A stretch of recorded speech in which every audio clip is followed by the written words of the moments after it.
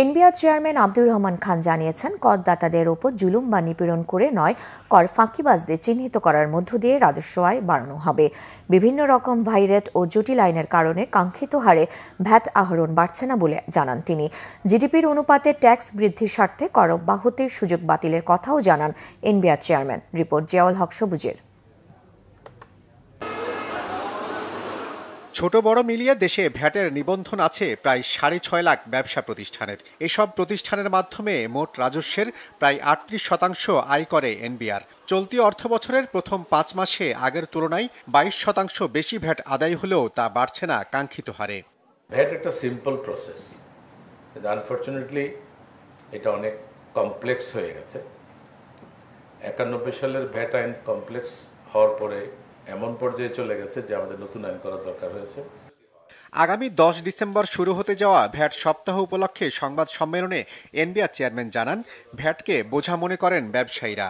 আয়করের মতো ভ্যাট আহরণ প্রক্রিয়ার অটোমেশন বা স্বয়ংক্রিয় পদ্ধতি চালু হলে আয় আরও বাড়বে, কমবে করদাতাদের পরিশোধ করা টাকার সঙ্গে সরকারি কোষাগারে অর্থ জমার ফারাক। ট্যাক্স প্লাস ওনার যে কমপ্লায়েন্সের জন্য যে ট্যাক্সের সাথে আরো খরচ করা লাগে সেটা এবং আমরা যেটা পাই তার মধ্যে বড় ফারাক। কমপ্লায়েন্সের জন্য যে ওনার আরো বিভিন্ন লোকজন রাখা লাগে, কনসালটেন্ট রাখা লাগে, প্লাস হচ্ছে যেটা নিয়ে আমাদের বড় কমপ্লেইন যে এখানে অফিস আদালতকে আমাদের ভিন্নভাবে যে খরচটা তাদের করা লাগে সেটাকে উনি মিন করছেন। অর্থাৎ ওনার জন্য তো একজন ব্যবসায়ীর জন্য তো পুরোটাই ট্যাক্স পারপাসে খরচ, যেটা কোষাগারে গেল আর যেটা কোষাগারে গেল না উনি ওইটা মিন করছেন, এবং এটাকে আমরা কমাতে পারবো, জিরো করা সম্ভব হবে না। এনবিআর চেয়ারম্যান জানান, জিডিপির অনুপাতে রাজস্ব আয় বৃদ্ধি না হওয়ার পথে বড় বাধা কর ছাড়।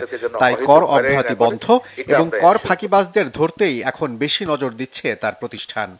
আগাগোড়া একটা কথাই বলি যে কোনো অবস্থাতে আমরা জুলুমের যেন না হয়, করদাতাদেরকে যেন অহেতুক হয়রানি না করে, এটা আমরা এনশিওর করব। কিন্তু সাথে সাথে যারা জনগণের হক, ট্যাক্স কিন্তু জনগণের হক, এটা বুঝতে হবে। তো সে কারণে যারা রেভিনিউ ফাঁকি দিয়েছে নোয়িংলি, যাদের ট্যাক্স দেওয়ার কথা ট্যাক্স দেয় নাই, নানাভাবে এটা এড়িয়ে গেছে, তাদের কাছ থেকে আসলে রেভিনিউ আনার ব্যাপারে আমরা জোর চেষ্টা করছি। মঙ্গলবার পর্যন্ত 22 লাখ করদাতা অনলাইনে আয়কর হিসাব বিবরণী জমা দিয়েছেন বলে জানান এনবিআর চেয়ারম্যান। নির্ধারিত সময় শেষে এই রিটার্ন সংখ্যা 40 লাখ ছাড়িয়ে যাবে এমন আশা তার। জিয়াউল হক সবুজ, বাংলা ভিশন, ঢাকা।